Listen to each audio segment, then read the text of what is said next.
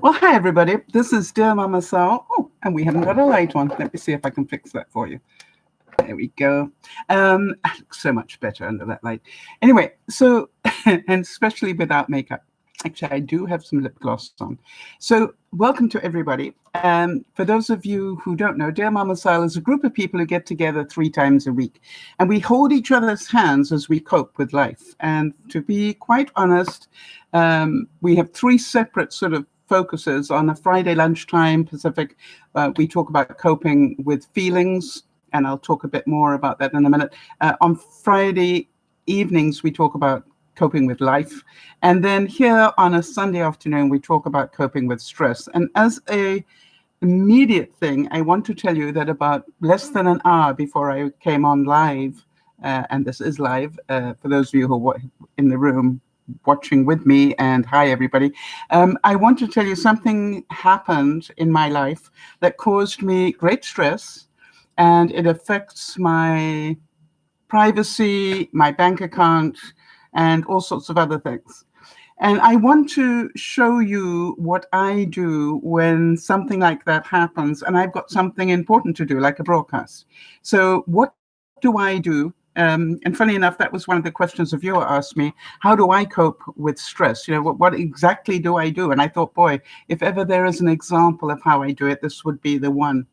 And so we will also be focusing on how to reduce your stress by not worrying about losing friends. That came up from another viewer this week, that they were concerned about losing friends. So I've got a few tips for you about that one.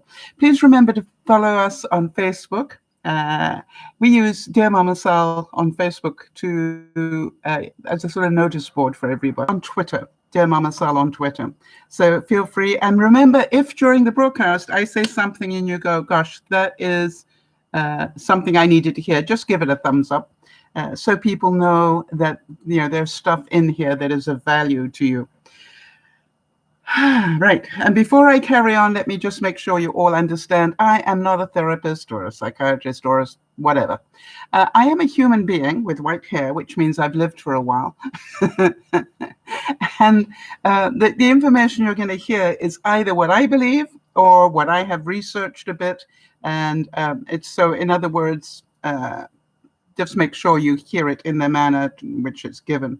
I really loved it, Charles Schultz, who wrote Peanuts, said, all you need to be happy is love. But a little chocolate now and then won't hurt. And how many of you are going, so true? Well, on the Friday night broadcast, Friday evening, I was doing a number of things, including some chocolate-dipped fruit. And I want to tell you that I had more than my fair share of chocolate-dipped fruit that night. And then, of course, being who I am, I then finished a lot of the melted chocolate that I had. And without a doubt, you will all know that as a pre-diabetic, that wasn't a very bright thing to do.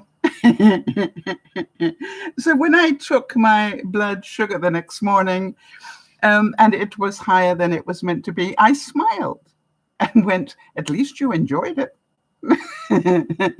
And you understand. And then I let it go, knowing that to bring my blood sugar back under control, I need to be a good girl for a couple of days and not eat that much chocolate. Doesn't mean I can't have any. It just means not that much. Thoughts and prayers. I'm not aware of anybody having a birthday this week. The first one I know about is Bubba's on the 10th. And then Lauren's, of course, on the 17th. And Andy, for those of you who remember Andy, his on the 18th. So if you've got a birthday this week and I don't know about it, please let me know at dearmamasal@gmail.com so we can add it to our list. And I want to just give, for those of you who might not have been there on Friday, an update on Jody, because, as you know, she is just a couple of weeks in from having had a gastric bypass surgery, which is incredible. And what she said was, overall, it's very positive. The only sadness has been the years I spent eating junk food and the effect it had on my body. And I did rattle her cage a little bit on Friday and say, that's not very helpful. Why beat up on yourself for what you did years ago? You can't change it.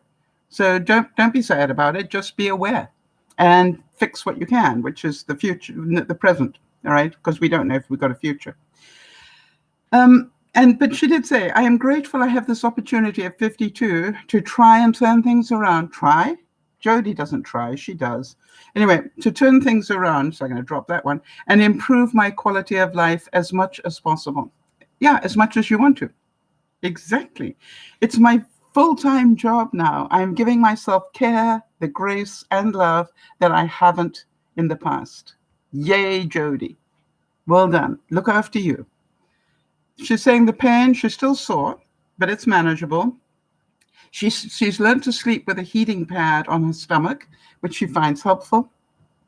She's already 20 pounds down, and is trying to walk as much as she can, which obviously isn't very much at the moment. So well done, Jody. We are very, very proud of you.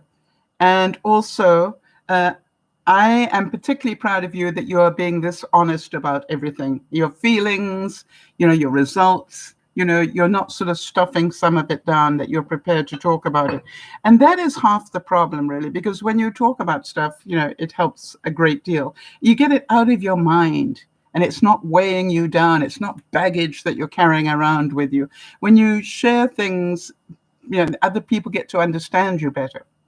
Again, before I forget, a big thank you yet again, and lots of love and hugs to Lynn. She knows who she is. She's what I call a silent viewer. She's been a silent viewer for the longest time, and she loves to play with my thumbnails. Those are the little pictures that go up with your warnings. And again, I'm pretty certain you all love the one that I put up today, because I sure felt exactly like that. So here is the thing, all right? The viewer question is, how do you cope with stress and anxiety? Now, do we all understand that everybody deals with stress and anxiety? I mean, you do know that, don't you? I mean, it's not just you. You do know that, everybody you meet, everybody you meet deals with stress and anxiety. Now, when you get stressed, do you punish other people? Have you found that? When you get anxious, do you cancel everything you're meant to do that day because you can't cope? So here's the trick. The number one thing I learned, if you like, is that when I have something like that happen, it is about think like a lawyer. And that actually is the name of a book, but it is a very good advice. Think like a lawyer or a doctor or anybody that's a professional person. Because does a lawyer cancel all their appointments because, somebody crashed into the Mercedes this morning? No, they probably have to cancel a couple just by virtue of the fact they can't get into the office in time.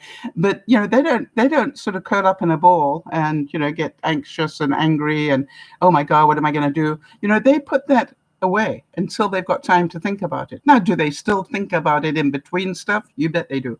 But, they don't stop their lives to deal with the stress. Am I making any sense here? If your doctor or your lawyer has an argument with their wife in the morning, do they punish everybody? No, they put it away and deal with it later when they get home, and probably think about it a lot on the drive into work and the drive back. But they don't cancel everything. They don't sort of take a poor me day. They get on with life. So when this thing hit me within an hour of turning the record button on to do this broadcast, when this thing hit me, did I start to shake? Yes, because it was unexpected and it stressed me. Did I start processing? Yes. Now, because you've listened to me many times, I know it's going to take me about 24 hours to 48 hours to process this. And then I will be able to talk about it at a whole different level. But in the meantime, should I cancel the broadcast? No. Why would I punish you for what is going on in my life? Now, you know that I have canceled broadcasts if I'm not well and don't think I can physically stand for the time. because, I stand here in my kitchen. If for any reason I don't feel capable physically to stand and do a broadcast, I will cancel it. But other than that, if stuff is going on in my life, I'll deal with it later. So think like a lawyer. Can any of you use that in a positive way for yourself? Something's going to happen, and then say, stop, think like a lawyer. So let's talk about that. What do you think a lawyer has to do to make that possible? What do you think they do? So here they are, and they're traveling along their life, and suddenly something dramatic happens, right? And it's stressful and everything else. So what do they have to do to be able to then carry on with their life until they can deal with it? Compartmentalize is what Jody's saying. So they know how to put this into a box. And the box says, do not open until you have finished work, or until lunchtime, or until the first break, or whatever it is, right? So professional people, they have the ability to put stuff into a box.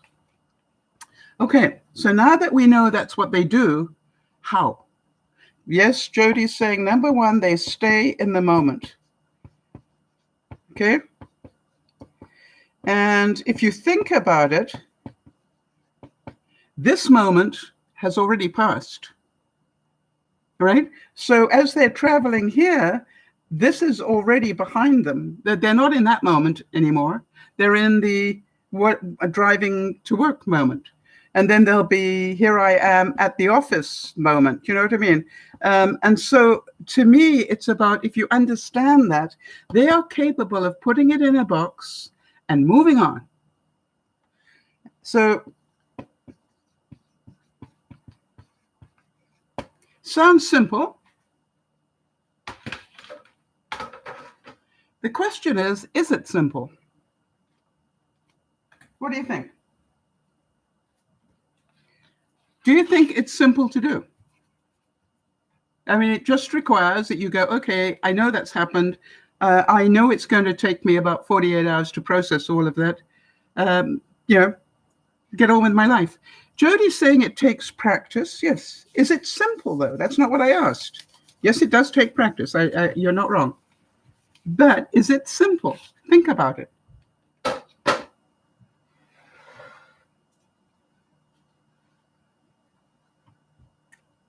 Think about it. Is it simple?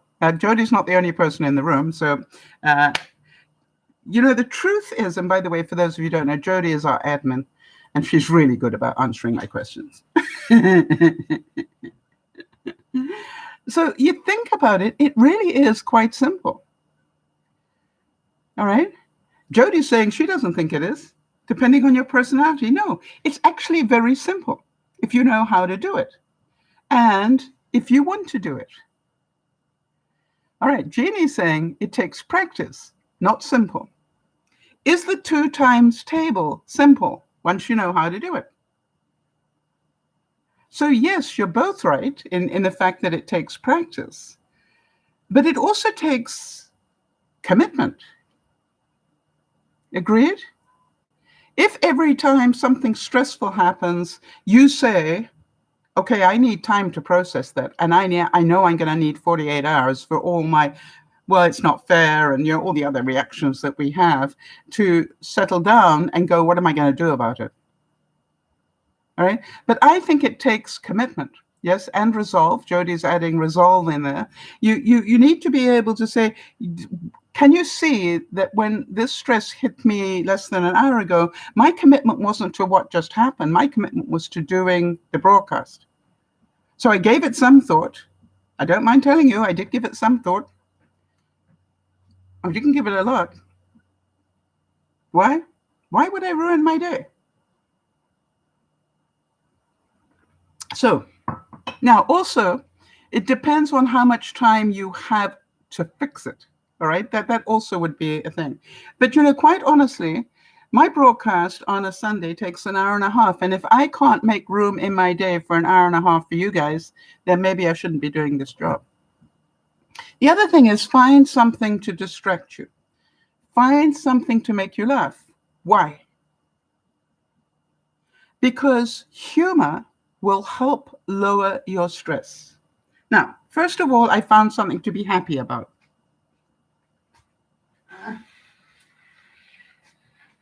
I got my first crop of potatoes out of the ground. Do you think that made me happy? Yeah, they're not quite as big as I would have expected, but hey, I grew my own, I've got more, potatoes. And then look for things to laugh about, okay? One of the potatoes came out looking like this. But you know, when you really look at it, can you see it's like a seahorse?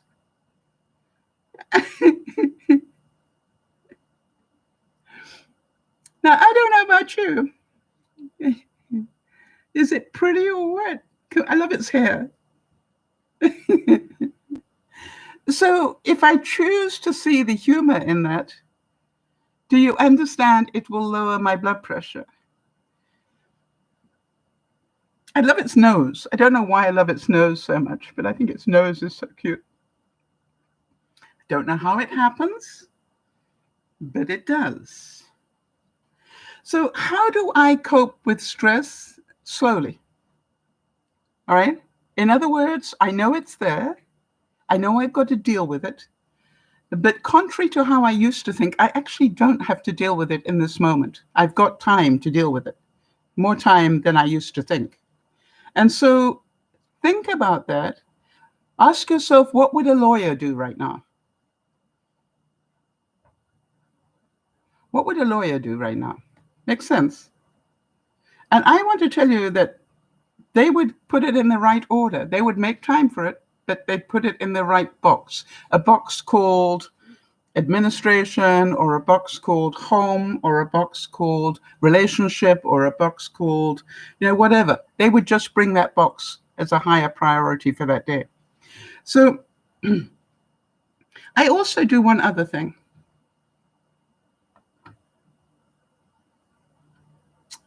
I also ask myself, because I listen to myself, you know how the voice is going, you've got going on inside your head, the hamster wheel starts to turn. I also I listen to everything that's being said in my head, because I found that very useful. And then I ask myself, is that being a kid or being an adult? Because some things that my mind comes up with, it's not fair. And I'm going, yeah, that's my kid. And either it is fair by the law, or it isn't. All right. And so funny enough, something happened, and I was pretty sure they hadn't obeyed a law, and I actually called them on it. That didn't lower the temperature at all. And then I went and found the law and I printed it out and gave it to them. So you understand that didn't help particularly lower the temperature, but something, this is about, I know the law to a pretty large extent. So do me a favor. You want to do this to me, make sure you're within the law. Anyway, I'll talk about it more next week. So Jody's saying, I admire your ability with this cell. My mind loops on the stress and I make myself miserable. Yes, at least you make yourself miserable. Will it help me any if I make myself miserable? Will it help me at all if I cancel the broadcast? Will it help me at all if I stomp my foot like a 3-year-old or burst into tears like a 3-year-old? Will it help me? No. What's going to help me is get all the facts, make sure you know your rights, and then deal with it, and preferably in writing. And by the way, one of the things that happened was the person said, and you need to do X, Y, and Z. And I said, well, make sure you get that to me in writing. What? I said, if you're going to tell me that, make sure you put it in writing, so I can make sure I do the right thing. That's not the reason I want it in writing. You know that as well as I do. But it also, I said, I'm getting old, so I want to make sure I remember. So put it in writing. The reason I want it in writing is so that I can deal with it in a legal way if I need to. So are you being an adult or a kid? Right, Jody's saying my turnaround time has improved dramatically, I will say. But from time to time, I still catch myself, oh gosh, you mean you're not perfect, Jody?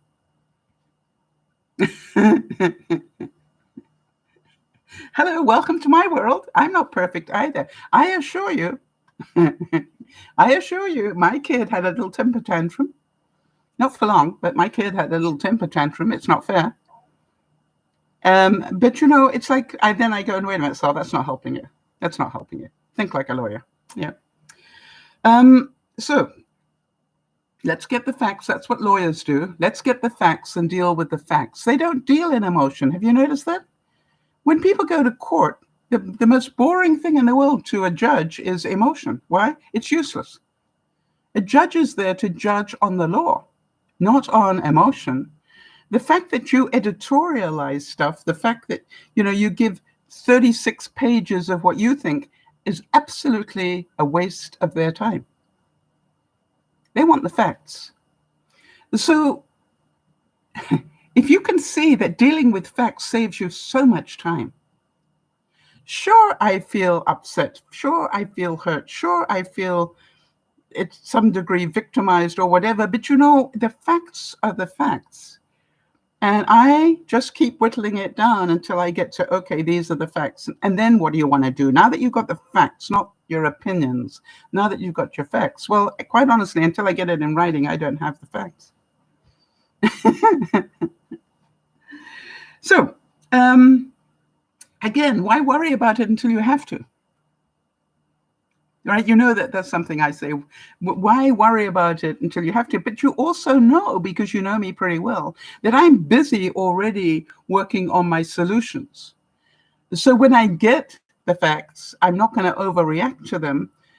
I'm going to go, okay, I've got that one covered, Oh, I didn't think about that one. I need to put a bit more time there to think about a solution. Because the way that you get on with your life is to know what your next step is. You don't have to be able to fix it all. You know what the next step is. And so again, I like this quote, and it said, some days the best thing about a job is that the chair spins. And I don't know if any of you ever did that when you had a job. Did you ever sit on the chair and just spin around? I want to tell you, the first time I got a major promotion, I went into the corner office, I sat in the chair and I spun it around and then practiced throwing my feet onto the desk. Now, you know what happened to me. I got it right eventually, but I ended up on the floor a couple of times before I learned how to do that properly. Now, do you think the staff were watching me? You bet they were. And I was laughing with them. I said, I've got to learn how to do this. And then I said, by the way, does anybody else want to try it? Because what do I know? Everybody wants to do it. All right? It's fun. Most people don't have a chair strong enough to be able to do it. So I invited all my staff in and said, okay, let's do the ice skating scores, see how everybody does. Well, we nearly broke the chair, but it leveled everybody. Suddenly I wasn't such a stupid person. Suddenly they're all going, I've always wanted to do that too. And I know that that's human nature. Human nature is that you would want to do it. And you see, the difference is, and I'm going to be talking about that a lot today. The difference is that I understand a little bit about human nature. And therefore, I don't see it as being childish. I see it as human nature. And I am confident enough to be able to walk into an office, see that chair, sit down on it and go, got to practice this a bit and do it. Why? Because I kept practicing it until I was really good at it. And then people would come into my office and I'd swing around and I'd throw my feet up on the chair and go, now then, what are you in here for? Yes, Jody, the staff did love me for that. And I said to them, I'm sure you were all outside judging me, but how do you feel now that you've done it? And they went, oh, it's such fun. I said, exactly. By the way, anytime you're really stressed, come in here and tell me to move out of the chair so you can do that. Think about that. By doing something like that, it lowers your stress level. Now, I don't mind telling you that because this went down within the hour before the broadcast, my kitchen was not up to its usual I've just seen that. Now that really, you know, I would never have it like that. It's not good, but it's better. So it needs the red one in there, doesn't it?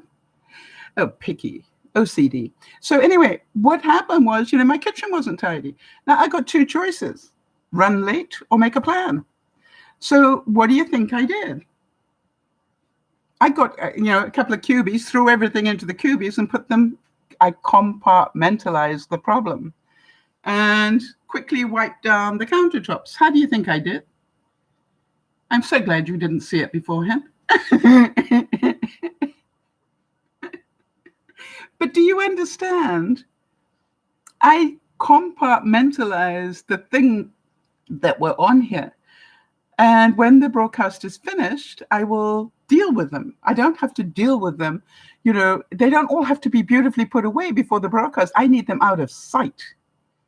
Now, I don't mind telling you, I didn't do a very good job there, did I?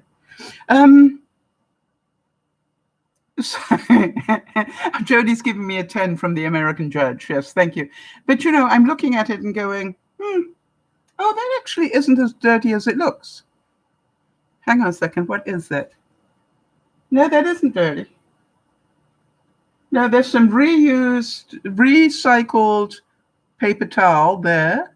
And then there's bits that, you know, for my cooking. Then the real paper towel. Then my compost. Yeah, I know that's not bad at all. I had a little judgment there. So moving on about this fear of losing friends. Somewhere in the broadcast on Friday, one of the broadcasts, somebody said, I think it was on the broadcast or on an email that I got or a chat I was on, said, yes, but what if I lose them as a friend? Ever felt that one? I don't want to deal with this because what I need to suck it up and pretend it didn't happen, because what if I lose them as a friend? Now, is this a statement that gets made by somebody who has a lot of friends? Or is it made by somebody who maybe only has one or two? You see, one of the things I found is the things we worry about, the things that give us stress, are not things we have plenty of. It's the things we don't have enough of. Think about that. So if you had friends coming out of your gazoos, you know, you had more friends than you could shake a stick at, then it wouldn't be an issue. Yeah, Jeannie's saying decide if you want false friends or true friends. For me, the people who become my true friends are people I can tell the truth to and they don't cut me off. It's quite simple. You know, I always, people say to me, well, what do you think, Sal? And I said, are you sure you want me to answer that? Right? Because if you ask me a straight question, I normally will give you my honest opinion back.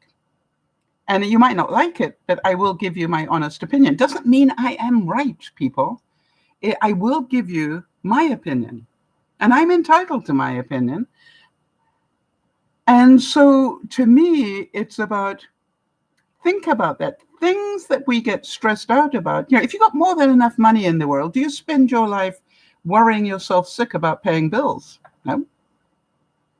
In fact, the funny thing is, if you got more than enough money in the world, you're probably one of the cheapest people you will ever meet. And that's a funny thing about millionaires and multimillionaires. It's amazing how many of them are really cheap people. By the way, that is how they got to be millionaires and multimillionaires.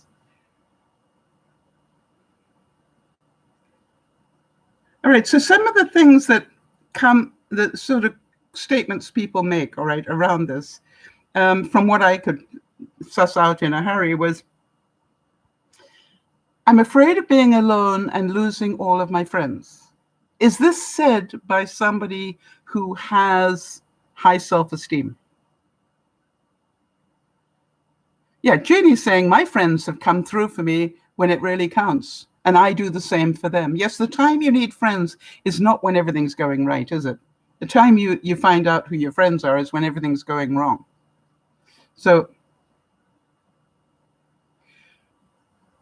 or people say, what should I do? I'm afraid of losing my friends. Am I paranoid?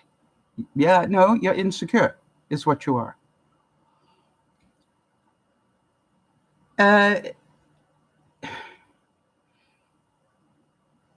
How about this one? My friend always gets angry whenever things don't go his way, even the smallest things. What should I do? Call them on it. So, the thing is that we get scared and we become a victim to it. All right. We don't become a good friend. So if somebody's treating me badly, I go, permission to speak freely. That's what they say in the military, permission to speak freely. And they'll go, what? I said, I just want to make a comment about what you just said, but you might not like it. So is it okay if I tell you that? I get their permission. Right? I ask for permission to tell them the truth as I see it. And I'll go, hey, before I tell you, I just want to tell you, don't run away. Don't run away. You don't have to hate me. Just my opinion. What I'm about to tell you. And I had a boyfriend once that was really good with that. Whenever he was about to say something that might be perceived as judgmental or critical, he'd say, don't run with this. He'd give me that warning, don't run with this. It's just my opinion, right? And I thought that was so kind and loving. And he would tell me the truth. If I said, how do I look? Don't run with this. I prefer the blue one. Thank you. But is my job to please his tastes or my own? Yes, Jeannie's saying, learn to stand alone if you have to. I have a few excellent friends, and I do not fear losing them. No, absolutely. If you've got excellent friends, you don't fear losing them. In fact, I keep thanking them for being those sort of friends, right? I keep thanking them for being those sort of friends. And how many of you going, I would like family like that too. Right? And in fact, to me, the friends that I have that I can tell my truth to, that as bluntly as that, are the people I consider my real family. They're not my biological family, but they are my real family. And I actually will say things, well, thank goodness I can tell you the truth on this one. Because it's like, because they ask me, because they want to know what I really feel. Right? They don't want the socially acceptable answer. How do you feel, Sal? Well, what do we say? How many people hate that? People ask you, hi, how are you doing? And I will say, do you really want to know? And Jodi's saying, some of my close friends are my family. Yes, that's wonderful. Either way. And some of my family are close friends is even better if you've got them. Yes, and Jeannie's saying, I thanked my friends recently for sticking by me. Do it regularly. I quite agree, Jeannie. It's a very important thing to do. I thank my friends regularly for being my friends, and I tell them why. What I appreciate. And they go, yeah, I know that. I go, yeah, I know, just in case you've forgotten. Why? I want them to know what I value. Is that important? For your friends to know what you value in them. I think it's very important.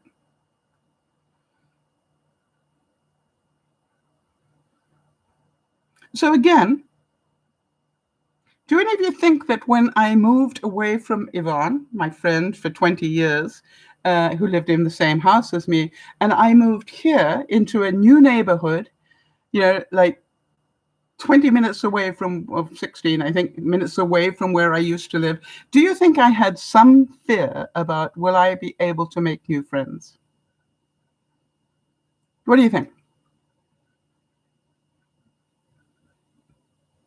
Would it be human nature to have that thought?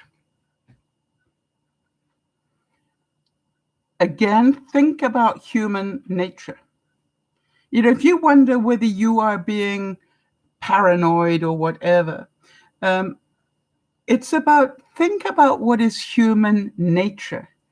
I would be really a little bit arrogant if I didn't have a moment of, gosh, I hope I can make new friends.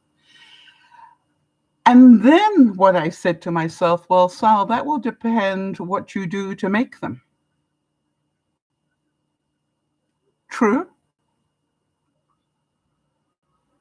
All right, so Jeannie's saying you mentioned it, I believe, but we knew you'd be okay because of your personality. Yes, it's about what I do. Do I create new friends wherever I go? All right, or do I sit in my house waiting for them to knock on the door? Think about that. You see, the way you get new friends is not by going, oh, it's not fair, I don't have any friends. The way you get new friends is to do something where you can meet new people. And again, from your experience, how many people of every 10 do you think you could develop into a friend? What would be your guess? Right? If you worked hard at it. So we're going to put this into the friends box. And let's say there are 10 people in there. Would it be fair to say you've probably got a fighting chance with about half of them? Would that be fair? You know, if you weren't have them as firm friends yet, but you could be pleasant to about half of them, or maybe more.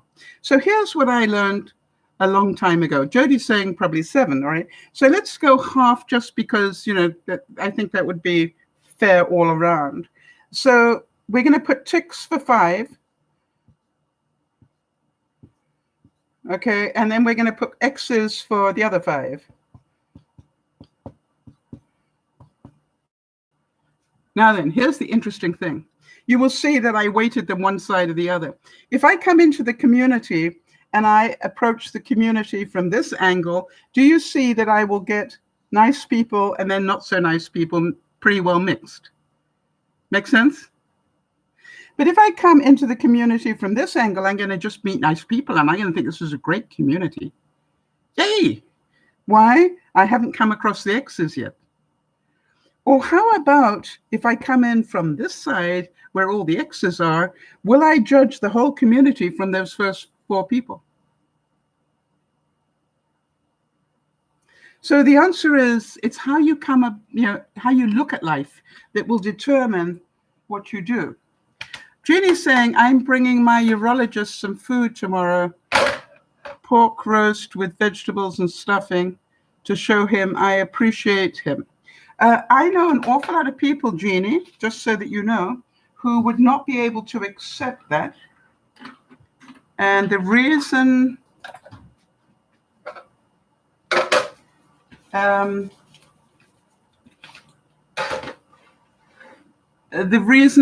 would be, you know, I don't know what, I couldn't accept it.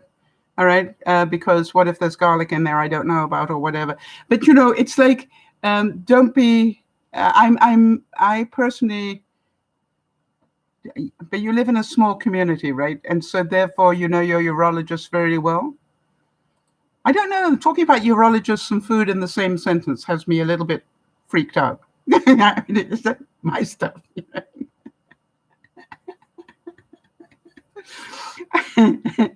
But what I want to say, Jeannie, is that's typical of you, right? You discussed it the last time we met. So you understand, when I hear a little bit of information, I have one judgment, right? Human nature. When I get the second part, I go, oh, that makes more sense. So, and also, if you know them really well, they could be your neighbor. You know, I don't know, right? So here's the thing. Do you think that you are a nice person? In other words, do you think you're a nice person to know? Because if you don't think you're a nice person, why would anybody else think that?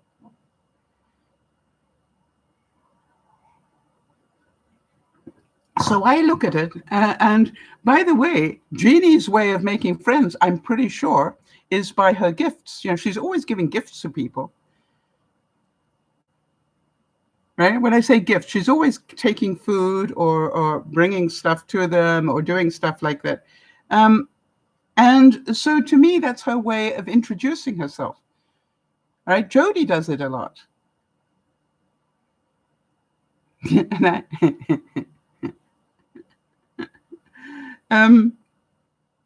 and I look at it and I go, that's how people in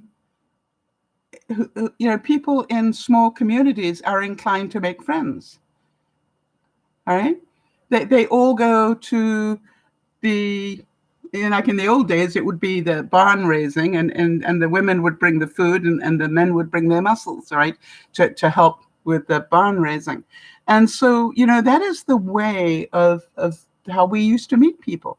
A lot of you go to church to meet people. You probably think you go to church for a lot more reasons than that, but part of what church is about meeting people and talking to them and getting to know them. And your common bond would be your religion.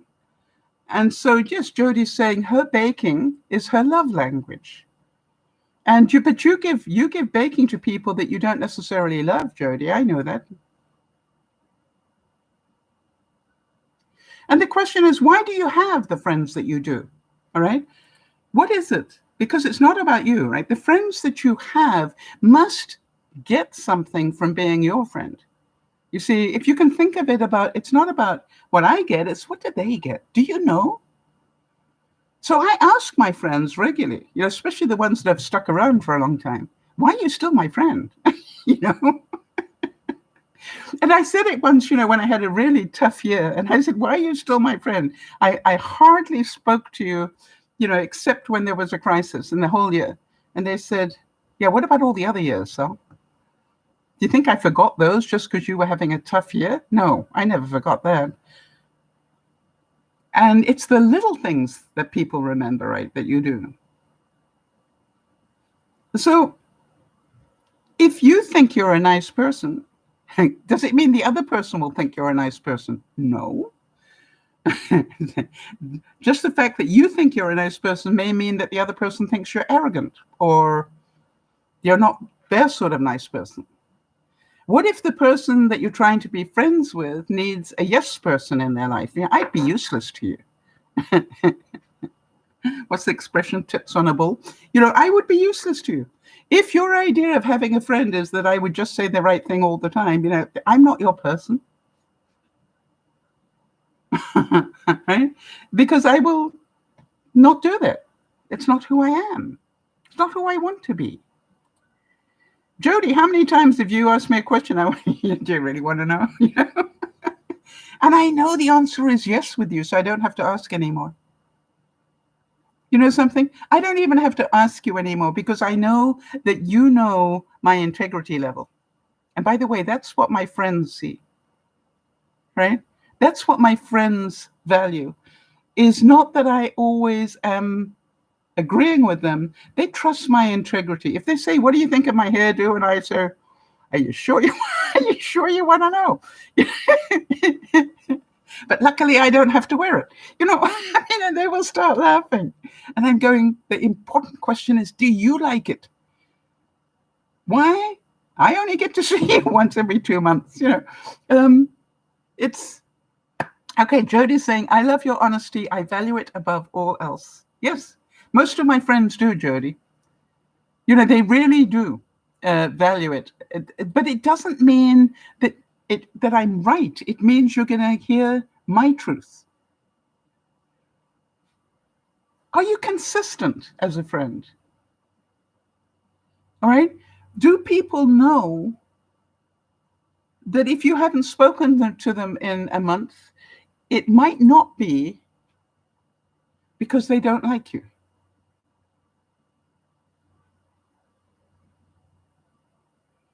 Right? Jodi's saying, and your humor is indescribable. Yeah, I know. If I could find some, it would be a good idea. It's like I keep saying to Betty Ann, I'm sorry, I must have sounded like I cared. I say it to her all the time. They've gone away, and I'll sort of say, well, would you like me to do X, Y, and Z? And she's going, no, I got that one covered. I said, oh, I'm sorry, it must have sounded like I cared. And she said, yeah, you want to be careful of that. And I said, okay, I will. So people, are you consistent? Do people know your boundaries? Eh? Do people know your boundaries? Do they know they can push you this far, but if they push you over that line, you're likely to come back at them a little bit? Yeah, it's a good idea. They need to know that. And does that make them a bad friend? No, makes them a very good friend. In fact, if I watch, as you know, I watch body language a lot. And I can tell if I've crossed a boundary because I'll see the body language change and I'll go, oops, I am so sorry. What for?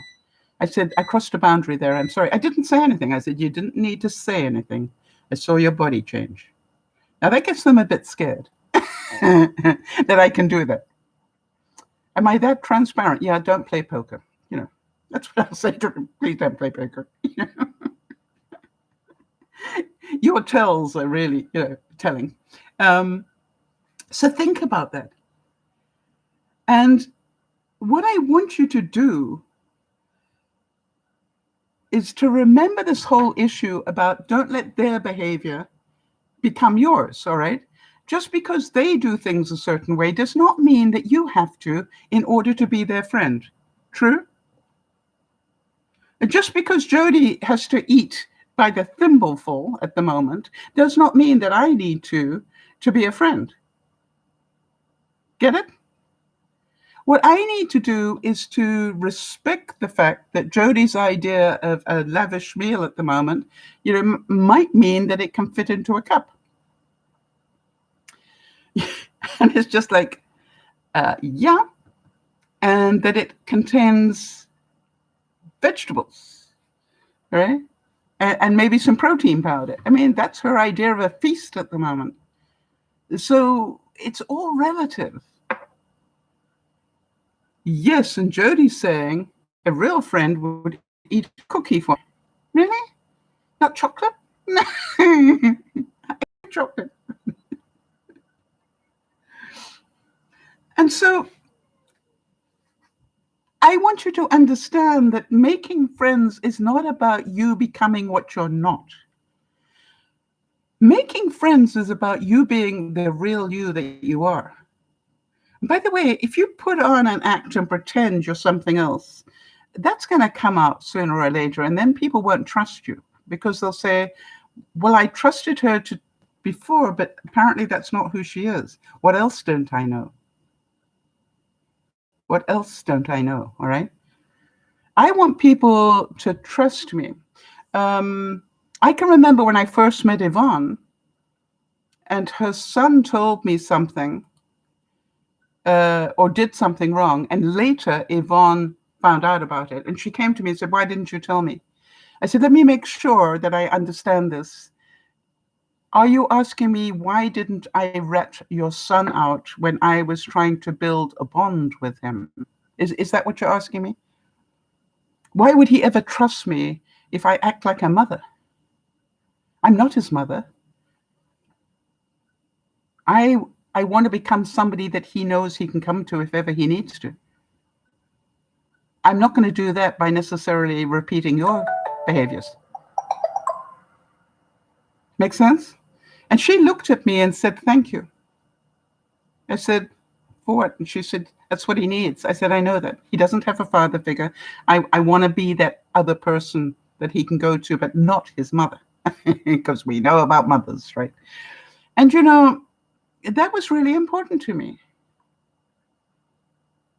And I can remember, how about this one? I can remember having a staff member who called me out on something once, and it absolutely stopped me in my tracks. I was running out of the office to do something, and she said, so, Fred Smith is on the line. Can you talk to him? And I said, no, tell him I've already left.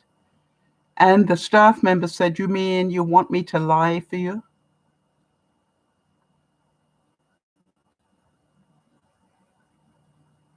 I want to tell you, that stopped me in my tracks.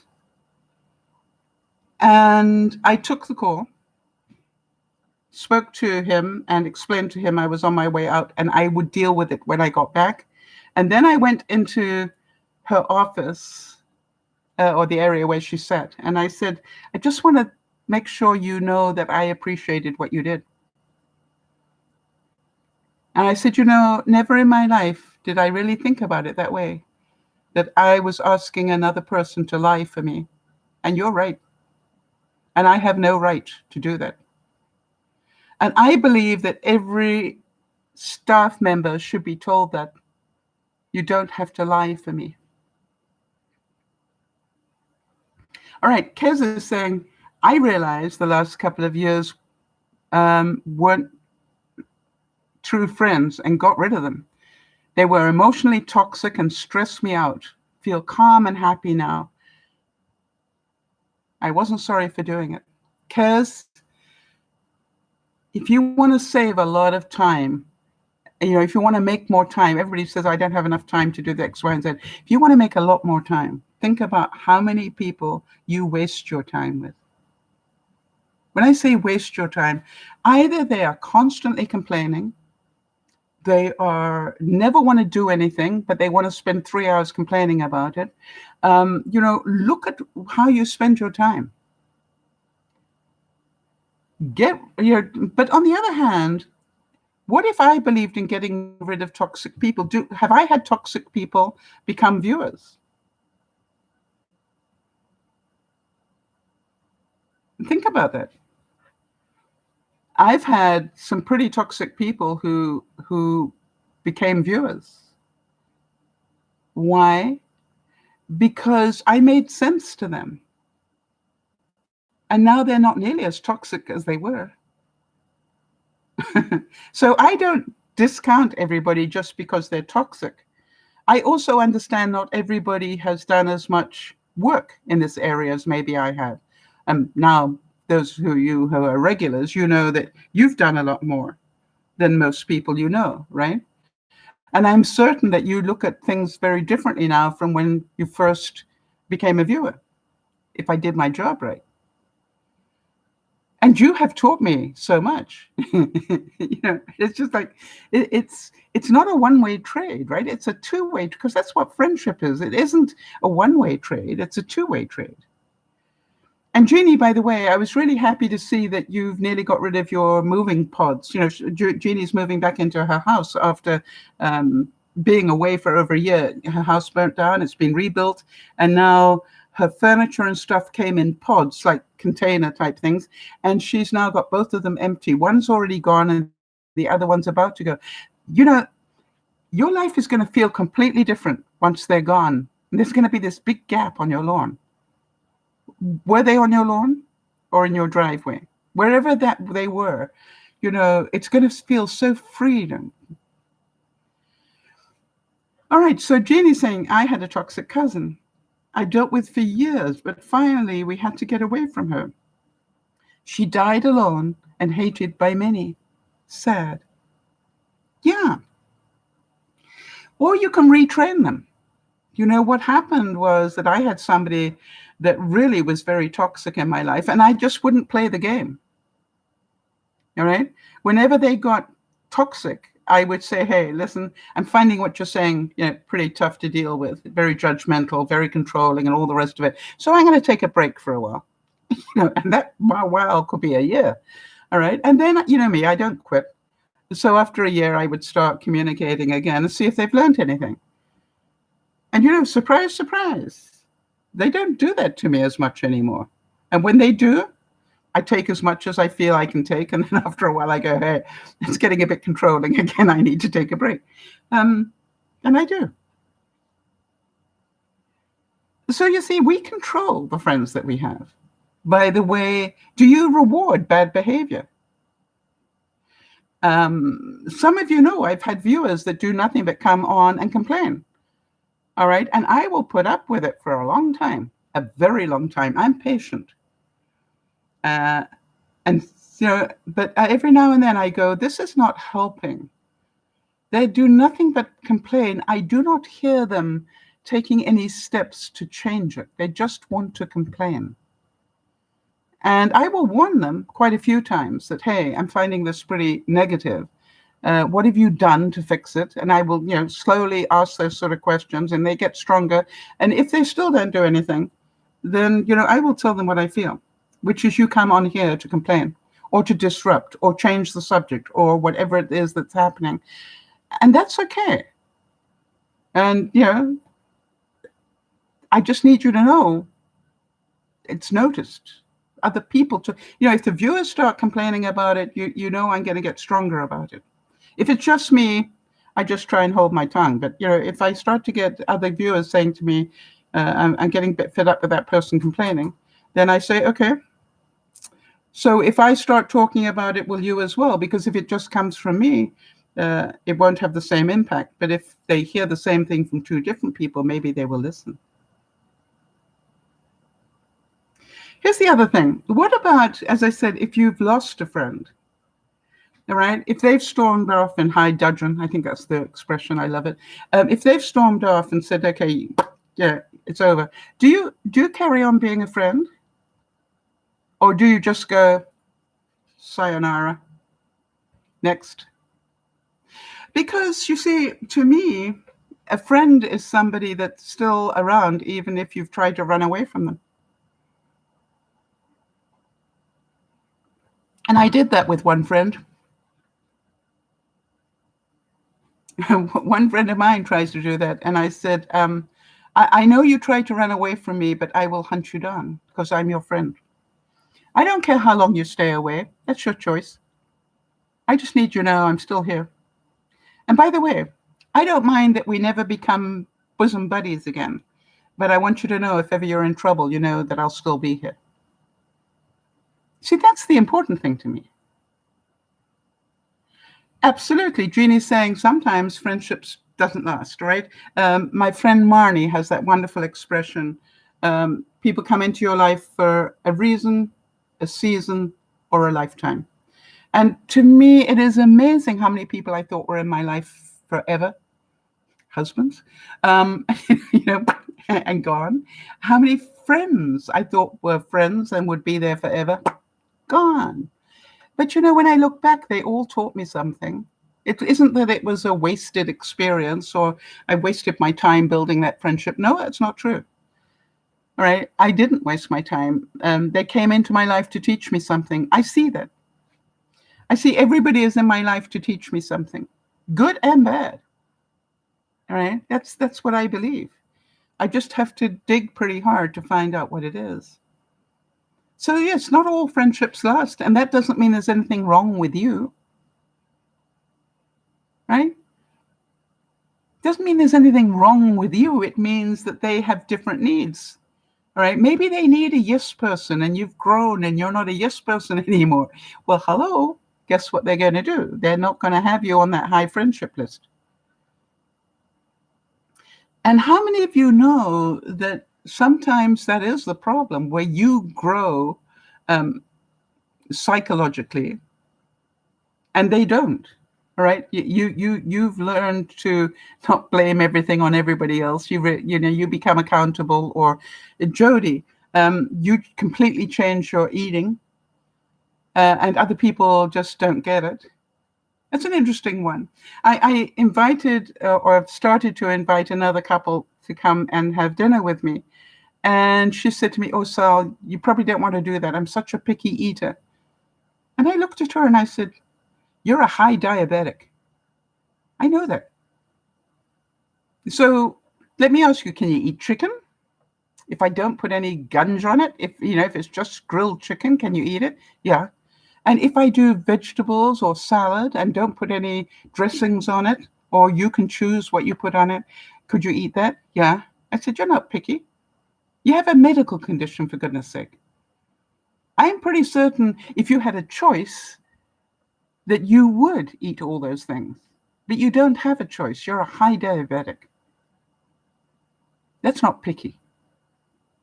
The same thing is I'm not easy to entertain because I'm allergic to garlic. Does that mean I can't have friends? Does that mean I can't go to friends' house? No, it means my friends understand it's not my wish. Right? I love garlic. My body doesn't. Right? It's a different thing. I love garlic. My body doesn't. So this is about, if you want, what I say to people is, you get a choice here. You can either let me know what doesn't have garlic in it so I can eat it, or you can not tell me what has garlic in it, where I won't stay around a long time, because once I eat garlic, I'm gone. I have to, because I have to go and lie down. And I said, Some people prefer the second one so they can get rid of me. But I mean, I just joke about it. Jeannie's saying, I have two friends whose political views are so different from mine. One dropped me and the other simply doesn't discuss politics with me. We communicate once or twice a year. Yes, and I think, this is the whole thing. My parents always said never discuss politics, religion, or sex, I think was the other one. But, to me, that is sad. I had a big discussion with Benji once because he never talked politics with me. And, and I'm always fascinated with politics, as you know. And so I said to him, please, how can I learn your point of view if you don't discuss it with me? And he said, well, we might upset each other. I said, yeah, but, we'll get over it. Well, guess what? I found out that we actually felt very strongly about the same thing. So, that was fine. So, Jeannie, do you feel I don't like you because of your politics? We know we're diametrically opposed, but do you think I don't like you because of your politics? No, I don't hope so. I hope that's not true. I think you're entitled to what you believe. I just, will normally give you my opinion after I see yours. It's just like you're entitled to believe what you believe. And Jeannie's saying I would never use garlic if I were feeding you for a meal. Yes, because I'm allergic. But it's amazing how many people would feel. I had an issue because my sister was putting booze into a lot of things that she was cooking. And I said, do you warn your guests that you're doing that? What? I said, do you warn your guests that sauce has got red wine in it, this one has got whiskey in it or something? Do you warn them? No, I don't. I said, but what if they're alcoholic? Oh, I don't have that sort of friend. I said, really? Interesting.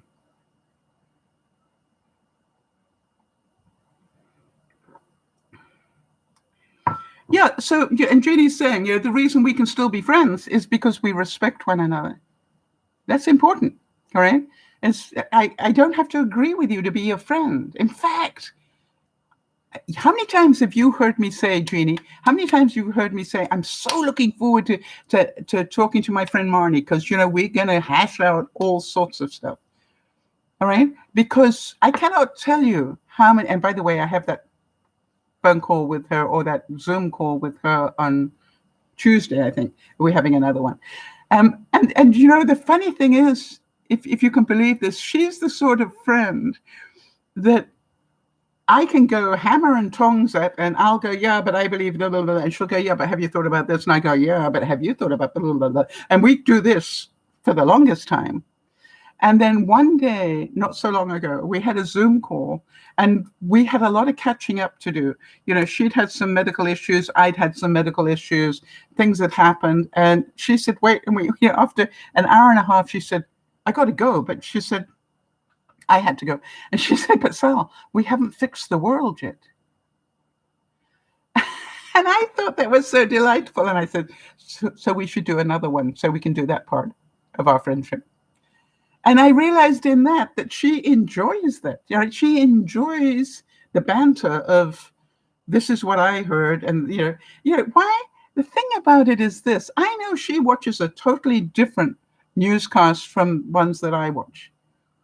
And I'm certain that Jeannie watches another one that I don't watch, So, of course we've got different information. And I always remember somebody saying to me, there's always your version, my version, and somewhere in the middle is the truth. All right? And so that's why I like talking to people who have a different viewpoint. Tell me what your viewpoint is. Then I will tell you mine. Somewhere in the middle will be the truth. That's what friends do. They don't go, if you don't agree with me, you can't be my friend. That's war. Why would you do that to people? Do you have friends of different religions? Do you have friends of different orientations? Do you have friends that are totally different from you? Because if so, what does it tell me about you? It tells me you're flexible. It tells me, you're prepared to listen to two sides of a story. It tells me that you are adventurous. It tells me that you're willing to learn. See, if the only people that can be your friend are people just like you, think about that. And so what I love about the community that I'm in is that most of the people I've met, literally most of them that I have met, are friendly. You remember I did that thing about, it depends where you come in to how many. I have not had a problem with very many. A couple, but that's human nature, right? And did I try to be friendly? Yes. And did it work? No. But I won't quit. I will keep being me, and I'm a friendly person, as you all know. So this is called, you can carry on doing this, but you're not going to make me run away. I don't do that. I will just keep being, and case in point, I've got a bit of an issue with the one neighbor. I saw her doing something yesterday that I had the perfect tool for. I'm not joking. Could save her a lot of time. I went and got it out of my shed, and I went to her and I said, hey, see what you're doing. Would you like to borrow this? It'll make it so much easier for you. What do you think came back as a reply? Because, this is the one that every time she talks to me, she 4-letter words, What do you think came back?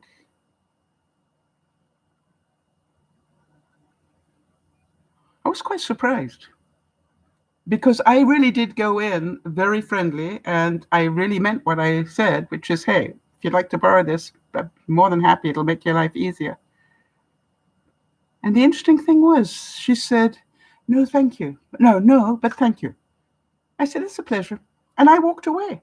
You see, I'd done what I wanted to do, which was be friendly and offer you help. If you choose not to take it, that doesn't upset me. Kez, that's a good point. Kez is saying, and how many of you on the broadcast, and those of you who may watch it in the replay, Kez is saying, I didn't and still don't understand why ex-friends wanted me to do most of the work to keep our friendship working. It became tiring doing that. How about marriages? A lot of marriages are like that too. All right. And somebody said to me, if you don't want to be a victim, if you don't want to be a codependent, where you're doing most of the work to try and get the other person to like you, then, don't do more than 50%. Don't do more than 50%. Kez, do you know about pursuer and distancer? Have you heard that thing? If not, let me know, because I'd love to show you why it works. In the meantime, Jeannie's saying, my oldest friend is a lesbian. I love her dearly. She and I will never stop our friendship because she asked me many years ago never to stop being a friend. She's been a good one to me in hard times. Yeah, some of my earliest really close friends were gay. At a time, when being gay was considered almost criminal. Or maybe it was criminal, now that I think about it. Okay, Kez, pursuer, distancer.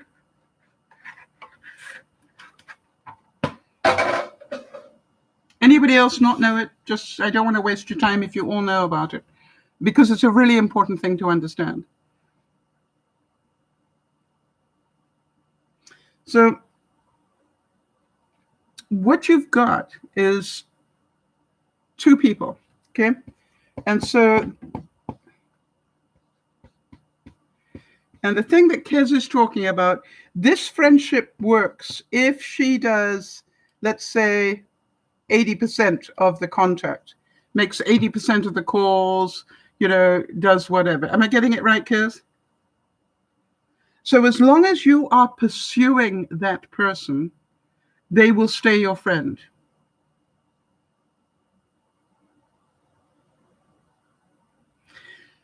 Okay.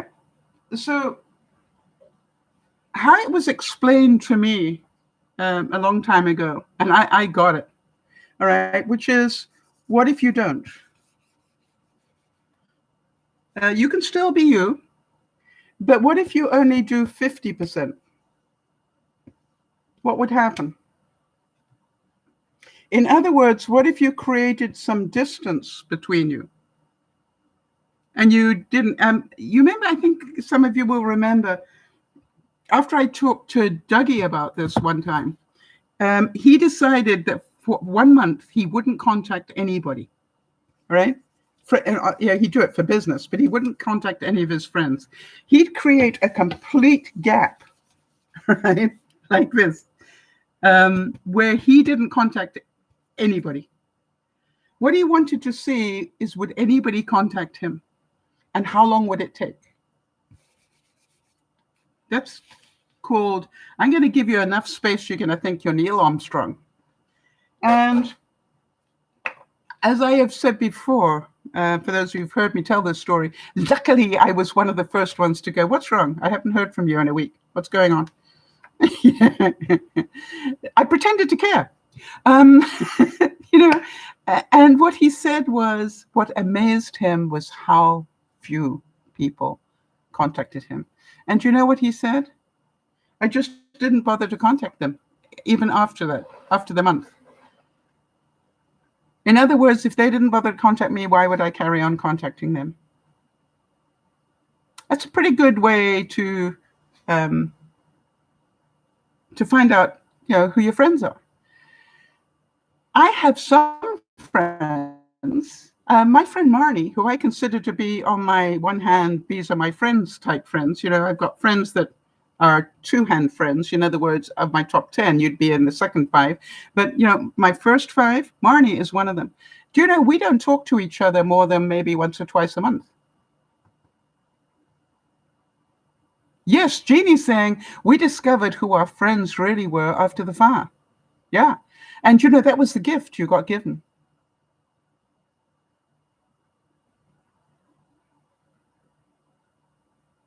Yeah. That's a gift you were given, to find out, who really cared about you. And, people care in different ways, right? Some would have brought you a casserole, maybe, but some would have given you good advice. Some would have supported you psychologically. Some would have, everybody brings different gifts to share. So, Kez, one of the greatest lessons you can learn is not to do more than 50%. I know I was what they call a codependent in relationships, marriages and things, right? Why? I would just do all the work. And then I'd end up resentful because I knew I was doing all the work and I wasn't getting enough back. And then I got angry. And then because anger I kept inside, I didn't talk about it, I became depressed. And guess what? I ended up divorced. Why? I didn't marry people that actually meant in sickness and in health, unfortunately. They said it, didn't mean it. So to me, it's about, should the person you marry be a friend? Yeah. But did they pass the friendship test? I don't know. All right, so Kez is saying, I did the 50% and not contact them most of the time. They only wanted to do things with me when everybody was busy. I would have liked to be first to do things with more often. So what did you learn from this? You learned that your needs, I don't need to be number 1 on my friends lists. I don't, Marnie is, as I said, in my top 5. I think I'm in her top 5 too. But I don't need to be number 1. Because it's not just about me, right? Being a friend is not about me. It's about them. I wonder if that makes sense.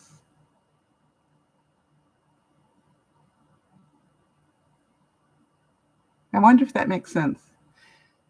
So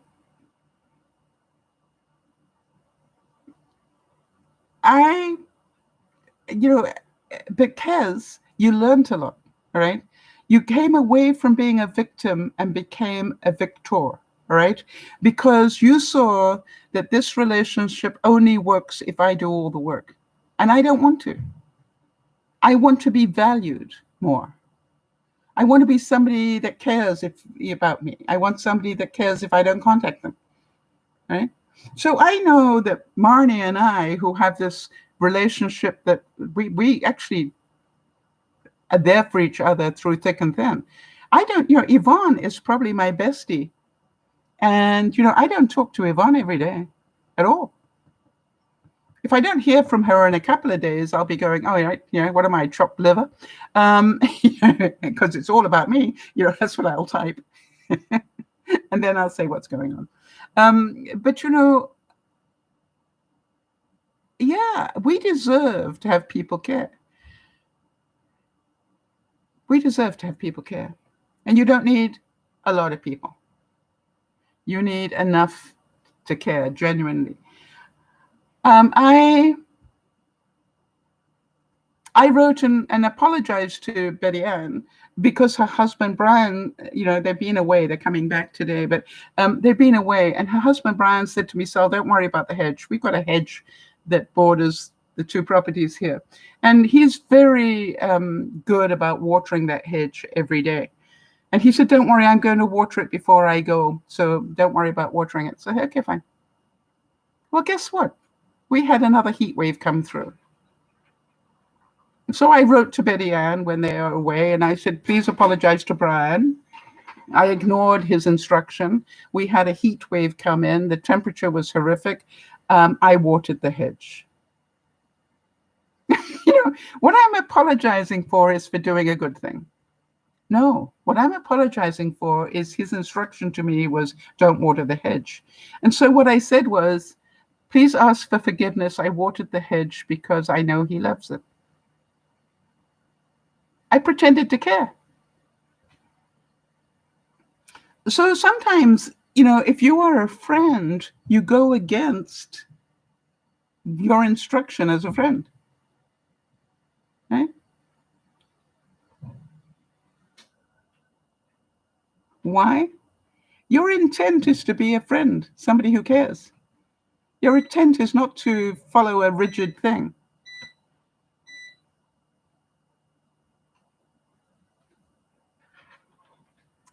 So I want you to think about this.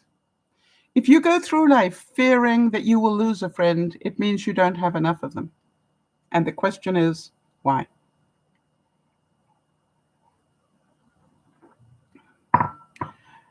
I am pretty certain you know that my friend next door and her husband are very precious to me now, right? They are my next door people, and they're my friends.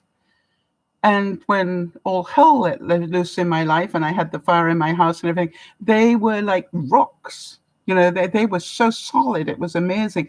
All the time I was away, isolated in an apartment and unable to do the things I wanted to do in my life, they were there.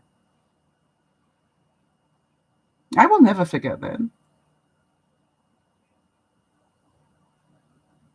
So, every now and then I do something that I think they will appreciate. And each time, why did you do this? I said, because I want you to know I appreciate what you did. Now, we know that. And I go, yeah, I know that you know that. But I want you to know that I appreciate what you did. Yeah, but you did that last month. Well, yeah, I still appreciate it.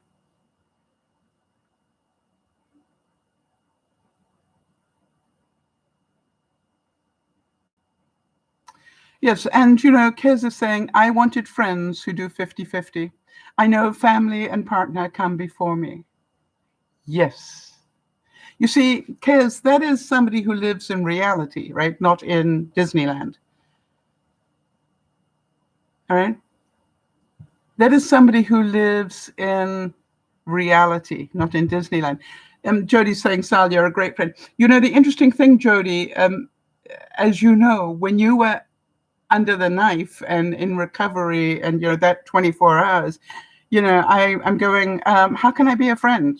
She's not, she's on heavy drugs now, or if she's even made it out of the operating theater, I don't know.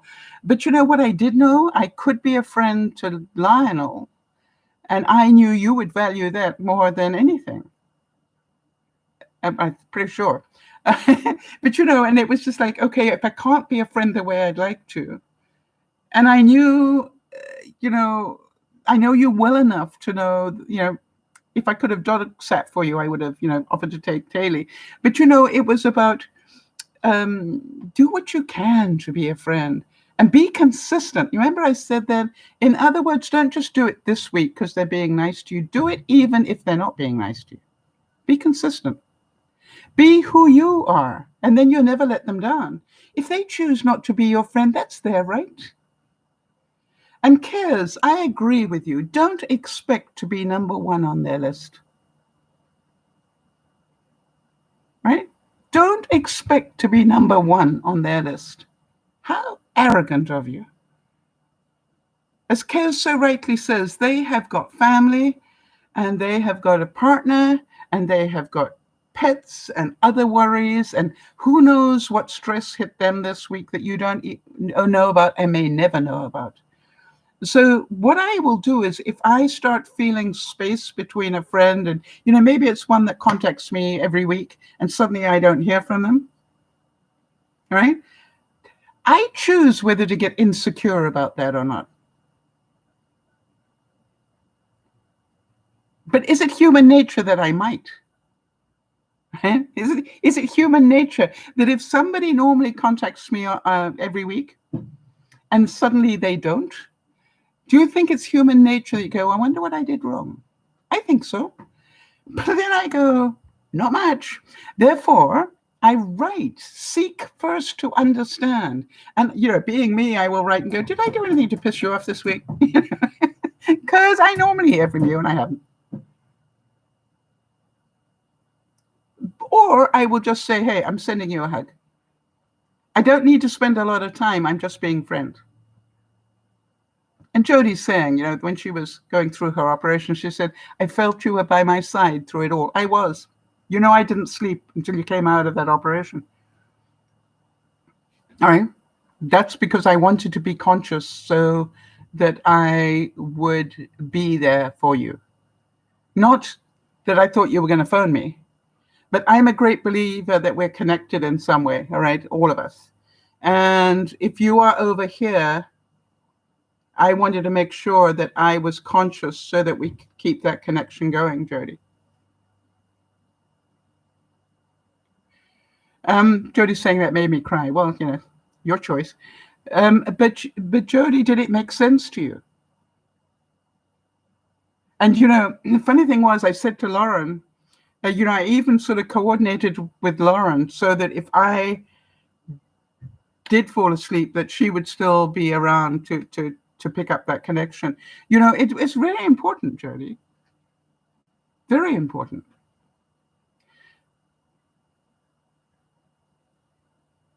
And Jeannie's saying, many years ago when we lived somewhere else, I walked my dog past a friend's home and saw 2 newspapers outside her door. I immediately called her son and said something is wrong. Yes, right? Because it wasn't normal. I'm just waiting to hear the rest of that story. He went over and suspense. And his mother had fallen down the stairs. Yes. Yeah, you see, that's called being a friend. I'm certainly never, ever could thank you enough for that. All right? And my question is, I've actually been talking to my neighbors because, they think I'm way more independent than maybe I want to be.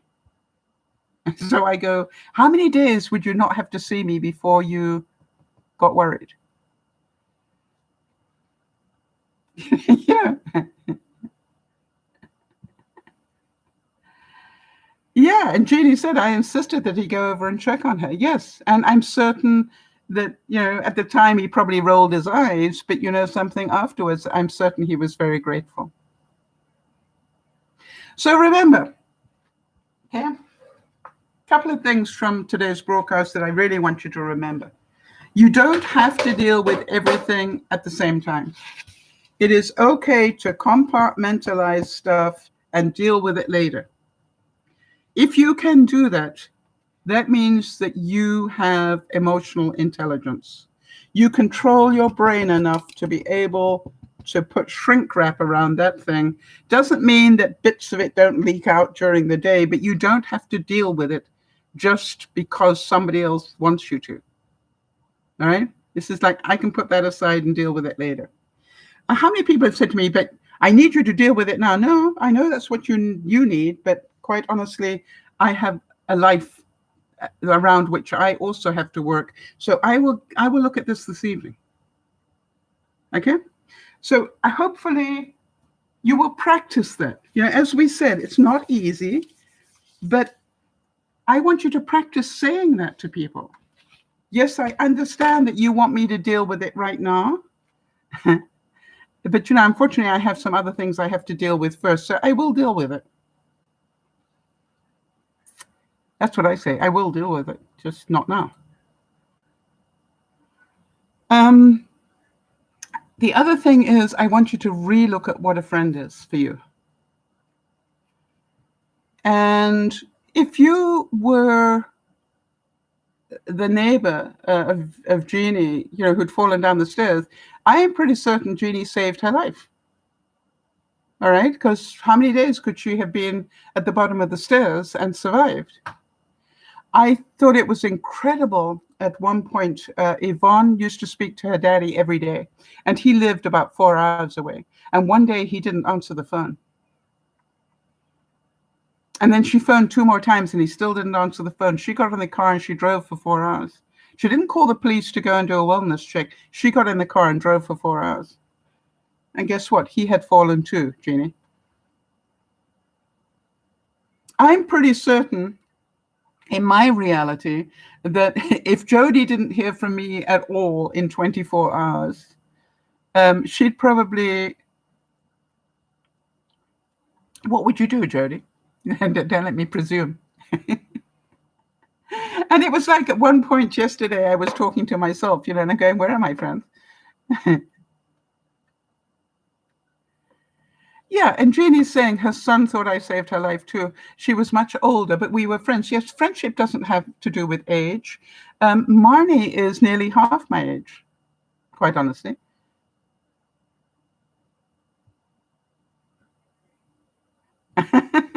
and Jody's saying that she has the number of the police on her phone. All right.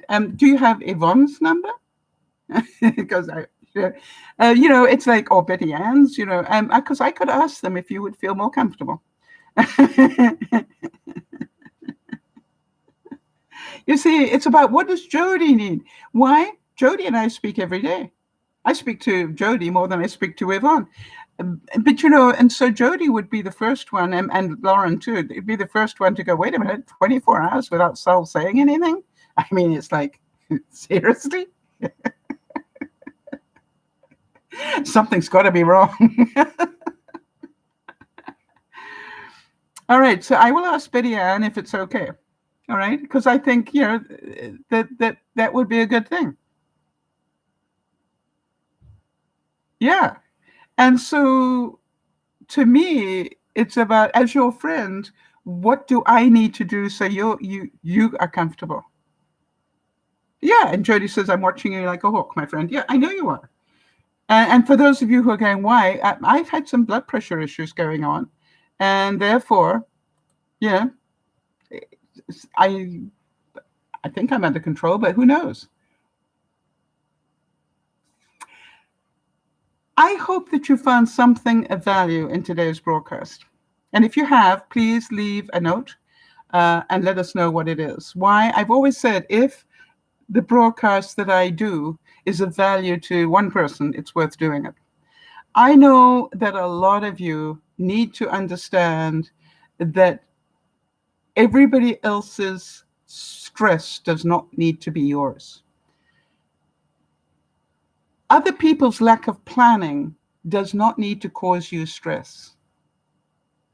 Other people's needs for you does not need to make you stressful.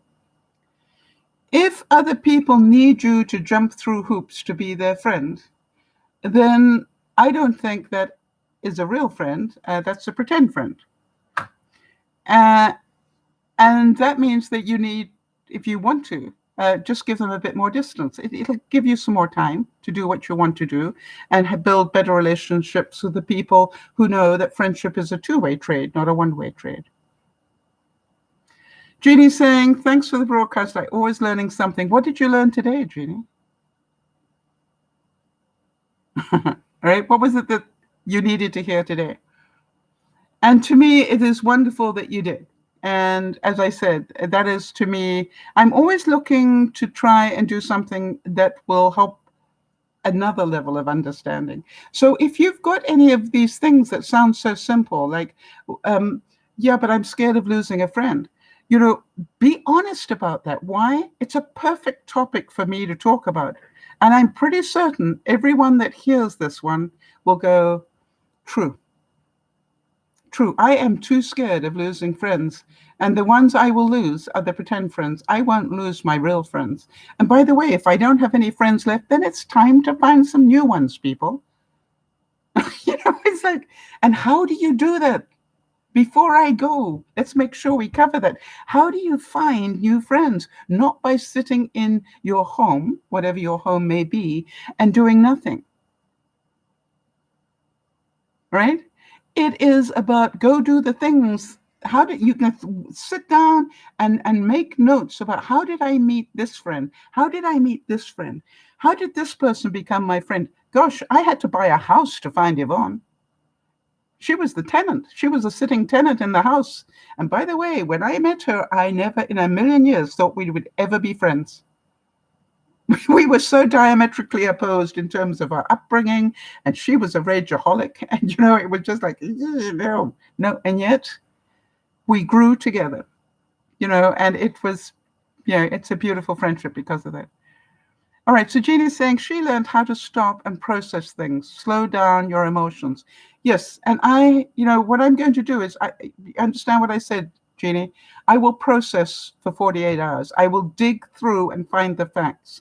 I have already done some research and factually, but I will continue to do that. I may even go to a lawyer or talk to a lawyer or to the governing body of this thing that's going on. There is a governing body, so I might even speak to them and just find out what my rights are here. And why? Because that'll save me a lot of time. It'll save me a lot of emotion. And I want to tell you something. When I found the one bit of the law about this thing and printed it out and gave it to this person, they just about freaked. And they said, you're wrong. And I said, okay, seek first one. In what way? And it was so funny because they chose to interpret it to their way. And I said, I think you'll find if you went to a court of law, a judge would take this word and it would not mean what you think it does. A judge would say that word means this. Think about that. Why? It is in the contract. And in your contract, that word means something that the legal side will look at. And therefore,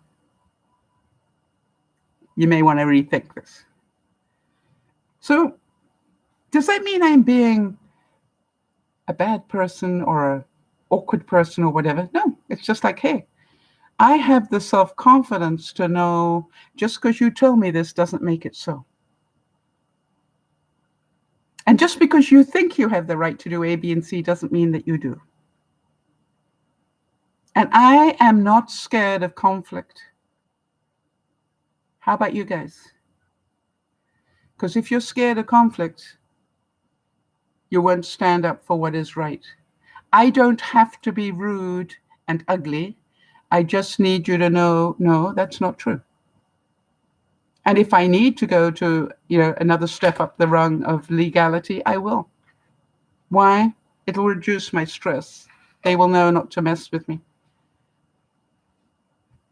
So be it.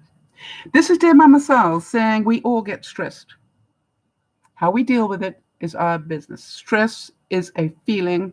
It's how we react to stuff. If you are somebody that has inner peace, all this stuff does not ruin your day. You'll still be able to do a broadcast. You still will be able to be a lawyer or a doctor or whatever. That's what being professional is about. Makes sense? That's why it's called a profession, because they can professionally keep their emotions under control. That's what I believe. This is Dear Mama Sal saying it does take practice and it's not easy. And some days you'll wonder whether you'll ever get it. And some days I literally go, oh yeah, that was not very impressive. But I'm constantly working on it. Remember to look after one another. Oh, Kez is saying, I learned not to be afraid of hurting their feelings or losing them. Speak up, tell them what behavior you won't put up with. Bye. Yeah, I think setting up, my friends, are pretty good. By the way, my friends don't walk all over my boundaries because they're my friends. That's why they're my friends, right? They know who I am. They know my integrity level. They know what I value in life and what I don't. I know, for example, when I say to Marnie, come over and visit now that we're allowed to, but bring the puppy. I mean, I know Marnie wants to bring her puppies, right? It's just like that's sort of, you don't have to find a dog sitter. Just bring them with you. They can play in the yard. All right. Think about that. Do what makes them feel that you are a friend, not what makes you feel like a friend. What they need to hear to feel that you love them and that you pretend to care about them. This is Dear Mama Sal saying, look after one another, but most of all, if you can't be a friend to yourself, you cannot be a friend to anybody else. If you lie to yourself, you will lie to your friends. So wherever possible, learn to be accountable. Learn not to be a victim. Learn to get rid of the emotion and deal with the facts, just like a lawyer would. It'll save you so much time and give you more time to love the people that deserve your love. Bye-bye for now.